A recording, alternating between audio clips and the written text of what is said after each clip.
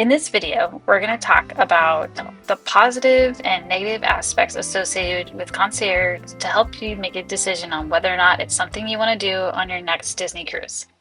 Please like and subscribe to our channel. It would be a great blessing to us. Thank you. Okay, so we just wanted to talk to you guys about doing concierge versus non-concierge. We went on a cruise a couple times. This was my third time on the Wish. Sean's my second time on the Wish. Yeah. I went on the cruise 2 weeks before this one, believe it or not, with one of those awesome deals that they offered. And I went with my sister and son and daughter. So Sean was not able to come to that one, and it was non-concierge on the Wish. And then we already had this other cruise planned, which was concierge for my birthday. And just kind of wanted to talk to you guys about pros and cons of concierge, same ship, literally like 2 weeks difference, and see what you guys think and give you our feedback. So we wanted to talk to you kind of about the whole experience. So when we started off with embarkation was pretty much the same, because usually we take the Disney bus. The only difference is that when we take the Disney bus, obviously we don't get on right to concierge. The concierge gets on first, but the concierge has their own little lounge area. I'll be honest with you, the lounge area at the port was like not spectacular at all. And they didn't have any refreshments that were complimentary. They had a vending machine there that everybody else could use, and the vending machine didn't even work. So. Oh yeah, you tried it? Yeah, it didn't work. It took my money and didn't give me anything. But we were at port, I think, what was it, like the port number 10? But it was okay. It was a non-Disney. It was a non-Disney terminal. Over at and so it wasn't the best. So I guess I was expecting something a little bit more. You get a gold sticker, you go through the process quicker, but every time we've gone with the bus, and it's been really fast, because they basically process you before you even get on the bus. So all you have to do is show them your magic band, they scan you, and then you're in. So I don't really feel like the checking in process was faster with concierge. What do you think? Well, it's hard to compare, because I've only done non-concierge at the Disney port, and it's very wide open, it's very roomy, it's very Disney-esque, and it's people aren't jam-packed, whereas this is my first time doing concierge at the non-Disney port, and it was just much more crowded. And the concierge lounge area it's almost like a little side terminal on its own that you would sit like an airport. So it didn't feel anything special. But they got us on the boat pretty quick. Yeah, and we got there really early, hoping to kind of take advantage of everything as concierge. And if I were to recommend, I would say don't do that. Get there like right before you board. We were there, I want to say, almost like an hour and a half before we boarded, and I wouldn't do that. So the other thing is, once we got there and we were in the concierge lounge, then we went, not the concierge lounge on the ship, but in the port. Then once we got on the ship, it was pretty much the same thing. The only difference was, instead of heading straight to the water slide, we were able to go to the concierge lounge. Now this is where things are getting to be very different. So typically we would not carry our luggage with us, because you don't get it until, I don't know, like 3 o'clock. Yeah, it's a big window. Yeah. And some of the bags might show up at a certain time, and then some other bags might show up 2 or 3 hours later. Yeah. So part of your family gets their bags, and the other person or two are sitting there, and they can't access their bags yet. Yeah, my sister got her bags pretty much right away, right when the rooms opened up. And then my son and I didn't get our bags until like right before dinner. And there was no reason, like there was nothing in our bag that would have prevented it from coming. And we all left the same hotel, we all took the same bus. So there's really no reason for that. It's just the way it happened. So that's another thing. If you aren't doing concierge, or even if you are doing concierge and you are bringing your bags on, highly recommend you put air tags in your bags, because they're going to get split up. And so you know where your bag is. So we learned that from people, and that was super helpful. Yeah, I would carry your bags on and then just go to your room, whether it's ready or not, and just leave them by the front door. And then go to the water slides, go have lunch, go wherever you want, concierge lounge. But at least you know your bags are by your room. No one's going to take them, and they're all there. And our room was even open. So we just scanned our magic band, and we were going to leave our bags out in the front of the room, and then we scanned our magic band and the room was open, and like, oh my gosh, it's 11:30, and we just put our bags in the room and went straight to the concierge lounge. It was awesome. So if we're staying concierge, I think we're always going to carry our bags with us every single time. We will never not carry our bags with us. But if you're not staying concierge, then you really don't want to carry your bags with you, because you're going to be charging them along for way too long on a small ship and doing the water slides. You don't want to do that. Well, can't you leave them at the room regardless? No, because they have a rope, and the rope doesn't even No the rope, rope drop doesn't No rope drop until like 3 o'clock. So it's better with concierge. Okay, so that's a big difference. And the other thing is the food is available in the concierge lounge, I think regardless of what ship you are. So they're not like they don't have a menu of meals. They don't do that until dinner time, but there's a bunch of snacks that they offer. And they're pretty, It doesn't they're start till noon, I thought. I thought they wouldn't let us in till noon. Yeah, but that was Concierge like, lounge. I don't know, 15 minutes. Yeah. Yeah. So that's a big difference. And then what else is the big difference? So obviously there's the happy hour. You get the happy hour from 5 to 10 p.m. You can get whatever drinks you want. We had a great time just looking at the menu, and there's a wide selection, and then you can order also whatever you want as well and customize it. And then they have non-alcoholic versions. So when we sailed away, they gave, is it the Claude and Bleu? I think that's what it is. The non-alcoholic champagne. They gave that to the kids and anybody else that wanted that. So that was super fun and cute. And so if you're looking for non-alcoholic beverages or cocktails, they have that too.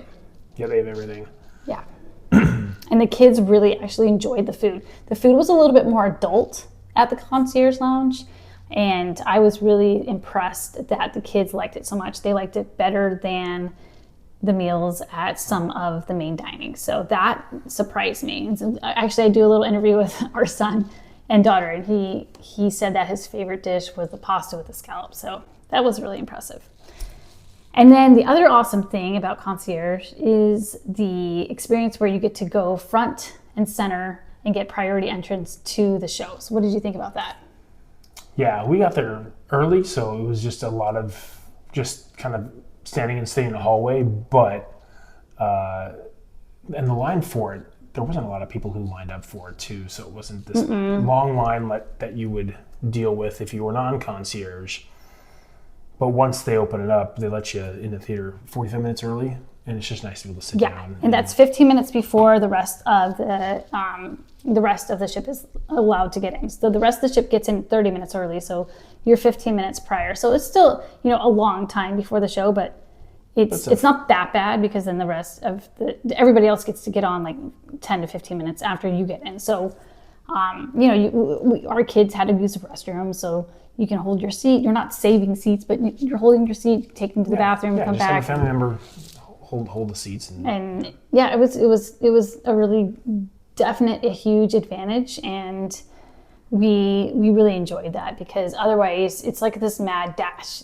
It is like the rope drop at Magic Kingdom, and we didn't really experience that as much on the Wish, but we experienced that on the Fantasy, and I did not like it. People were like, people were a little aggressive trying to get to their seats, and I've heard that with the Treasure too. I've heard that it can be like that with the Moana show. So we're definitely looking forward to avoiding all that chaos. And I think that, for me personally, I don't like big crowds, and I don't like pushing in small spaces, and I just don't like that. So that makes me really stressed out. So that for me was like a huge bonus. I really like that. Yeah. I'm trying to think. So another advantage of the concierge lounge is the character meet and greet. So you don't know who the character is going to be, and they don't tell you. They just say a special character. But they did have Pluto come and interact with all the kids and adults if you want, and spend a lot of time with those kids, and just go. You don't even have to wait in line to go see Pluto. You just kind of hang out where you are, and Pluto comes to you. And I was really surprised by that. And this is in the concierge lounge. Yep. So that happened, and that was just a really sweet moment with our kids, and they really enjoyed it. And it was just, again, not stressful at all. You're not, waiting in line and having to deal with big crowds. And it's just a very relaxing experience. So I really like that too. I just like having the room in the concierge lounge where you can kick your feet up and it's quiet. It's a quiet place to go to. Yeah. So we didn't get like any suite as a concierge room. We got just the normal ocean view veranda. And I've heard a lot of people say, like, don't go concierge unless you're going to get a suite. But that's, concierge is already way more, like twice the price of non-concierge. And getting a suite is almost like 3 to 4 times the price. So you can enjoy concierge and just get the most basic room you can get. And nobody's out there in the lounge or the decks. So it's like this huge private space. And again, we're talking about the Wish class. We haven't been on the smaller ships with concierge, so we don't know if it's that uncrowded on the decks, but it just felt like our own space. I mean, there were times we went out there, we were the only families, and then and I think the most at any time maybe was one other family. Oh, maybe a half dozen and maybe when I say families, that may have been just couples. Yeah, it was the deck outside the concierge lounge was not being used to its fullest. No. Yeah, and it was like pretty much a sold out cruise, so it wasn't. It was the holiday. I think it was the first cruise of the. Like the Halloween cruise, I forgot what the name of the Halloween cruise is. But it was the first day and it was very crowded. So it was never crowded on the deck and we really loved that. I mean, there was one night we went out there, it was full moon and we went to the hot tub with our kids. By the way, the kids cannot go in any hot tub on this ship unless you're concierge. And our kids, they enjoy a hot tub. They get cold really easily. So they enjoy the hot tub. And it was really nice to all be in it together and not have to feel like we have to go to the adult only area and split up from our kids. Yeah. And here we were watching, looking at the full moon and listening to this beautiful, relaxing music that's on the concierge deck. It's not this loud music. It's just very chill and loungy. And it was just magical. It was magical. And there was 2 hot tubs. We were in one and then a couple was in another. And then there was another lady just sitting out on the chair looking at the moon. That's it. That's all the people that were on the entire deck. Yeah, there's 2 hot tubs, 2 showers, and a little pool in the middle. And the kids loved it. It was so amazing. So amazing. But I do think that if you're going to do concierge, especially for the shorter cruises, you really aren't going to get your money's worth unless you spend most of your time in the concierge area. Which is kind of what we did. Like on the ship, yeah. Yeah, we went to 1923, but we didn't go to Marvel. We didn't go to Arendelle, and we really utilized the concierge lounge, which was nice. But if you haven't been on the Wish before, I feel like you'd be really missing out if you did concierge. You'd be missing one of those. You'd either be paying for concierge and not really getting the full benefit, or you're just missing out on everything else. So I just think that you pick, again, it's nice to kind of have a mix. And I think on the Wish, I'm totally cool with doing non-concierge because there's so much to do. And it's such a short cruise. With our schedules, we can't really do the 4-night cruise. We just kind of stick to the 3-night cruise. So really it's like 2.5 days and that's not a lot of time. So every time we've been on it, we've done completely different things. So you can go on the ship multiple times and have a completely different experience. So I don't feel like, for case in point, I just booked a cruise and it's 40% off. They had this awesome deal and I can't say no to that. And so I'm gonna go in a couple of weeks and I'm really excited about that. And it's not concierge, so it's still gonna be a great experience. And I know I was a little bit nervous that if we booked concierge, we wouldn't want to go back. I've heard that. But on a small, not a small ship, but a short cruise, I totally think it's doable. On a long cruise, I don't know. I think it really, I think short or long, I think it depends on how long or how much you're going to be off the boat. If you're going to be off the boat a lot, it's probably not worth it to do concierge unless, I'm not talking about, like, if you can get a cabana at Castaway or Lookout, if that's what you want to do, I would definitely suggest a cabana at Castaway. That was awesome. Lookout, probably not as important because the beach, anyway, we can get to that in another video, but If you're going to get the cabana, then the best way to do it is concierge. Don't worry about that for Castaway. But if you're going to stay on the boat relatively most of the time, you're going to really get the biggest bang for your buck with concierge for sure. But if you're going to be doing a longer cruise and there's a lot of port stops, a lot of getting off the boat, doing excursions, you just won't be able to embrace concierge as much as you would like. And but teach their own. So pick and choose what you want to do. We like the Wish because we tend to not get off at Nassau, so we tend to stay on the boat, and we'll do our Enchanté brunch. Kids love to play at the Oceaneers Club, and just hang out in the lounge, walk around the boat, and just take advantage of as much concierge things as possible. Yeah, highly recommend. Just like Sean said, I think the major advantage in our situation was early show entrance and the cabana at Castaway Cay. I would not. We do have a cruise booked with concierge on a ship that's I think actually the Destiny. Very excited about that. They're going to Lookout, and we are not planning on getting a cabana because the beaches are not the best. I think they're kind of eroding, but beside that, the location of them is not really favorable. Like if you have kids, all of the stuff for them to do is on the other side of the island. So they're like the splash pad, it is pretty awesome. They have this cool little water playground, and then the beach there is insane. You can walk all the way down to the cliff. My son and I did that, and we kind of hiked up the cliff, and we saw the lookout point, and man, it was awesome. Yeah, it's so cool. Yeah, if you have kids, don't worry about a cabana at Lookout. We're not even, You can get it at Castaway, that's cool. But if it's just two adults, couples, whatever, group of adults and no kids, if you can get a cabana at Lookout, it might be worth your while. Yeah, it depends on what you like to do. We like to do a lot of different stuff. So when we were Castaway, we went on a bike ride. We still went to the water slide, and we had a great time. And it was so easy because everything was right there. Where at Lookout, again, the cabanas are so far away from everything, which that might be what you want. But for us, we kind of want to have the option of doing lots of different stuff. The last thing I want to talk about is getting off the ship. So getting off the ship is supposed to be one of the major perks with concierge. We typically get off really early, and we carry our bags with us. We don't turn our bags in the night before. So the only thing I noticed that was different with concierge was it was easier to get the elevator. That was it. In terms of getting off the ship, it wasn't that much faster, I'll be honest with you, because when you do the early debarkation with your bags, it's just as fast. It really is.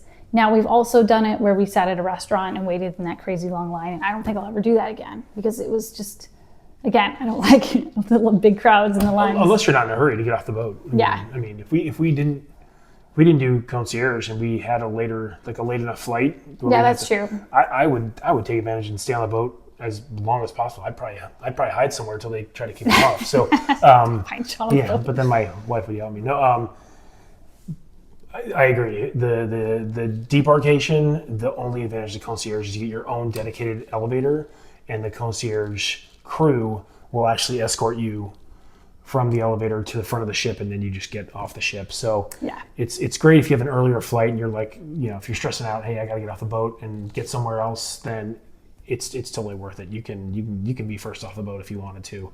And if you don't have to take your luggage off or bring your luggage the night before out of your room, just carry it out. But if you got a lot of luggage, you can still get off the boat fast enough, grab your luggage and head to where you're going.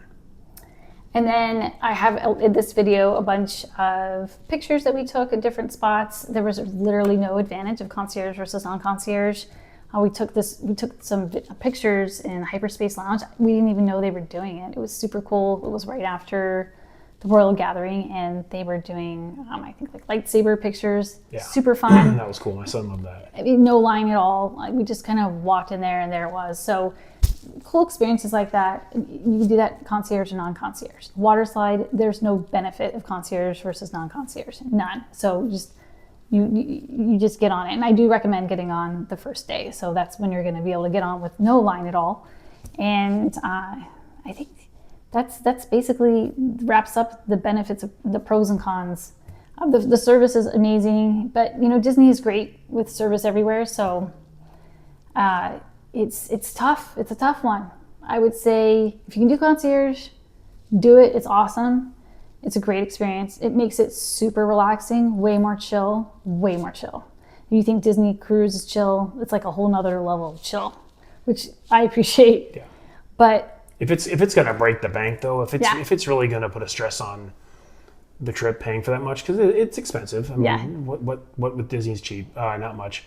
So it's not a big deal if you're not worried about getting cabana. If you're not worried about priority for like Enchante or Palo, and you want to enjoy the restaurants, the themed restaurants, which are all great. Don't worry about it. You Yeah. know? But if you can, if you can get a pretty good deal on a concierge room and it's in the budget, do it. yeah, I wish there were deals though. There are no deals with concierge, except if you book it off season, which is what we did. And we got really lucky because there was no hurricane. So you want to do concierge in the fall during hurricane season and just pray there's no hurricane. Anyway, thank you guys for listening. I hope you enjoy. We just have some pictures in the videos, and then we'll kind of go through an interview with the kids. And I hope that you enjoy our content. Please subscribe. And if you ever see us on a boat, say hi. Yeah, that'd be awesome. If you're a concierge, the cutest thing will happen. What? In the hotels, the rooms, you'll have the cutest picture shower, and you'll also have a robe for your daughters and your son. Did you like the robe? Yes, it was so awesome. And there's bunk beds if you've never been on a Disney cruise. Yep, and there's bunk beds if you're concierge or non-concierge. That's the family view veranda. Okay, you guys, thank you so much for all your input. You're welcome. Say goodbye to our friends. Bye! Bye. Well, that's a wrap, y'all. I hope you enjoyed the video. And we have additional content on Castaway Cay, our embarkation day, lunch at Enchante, and also on Olaf's picnics. If you want more information on that, check out our channel. As always, thank you, and give us more comments on other content you wish for us to make. Have a blessed day. Please like and subscribe to our channel. It would be a great blessing to us. Thank you.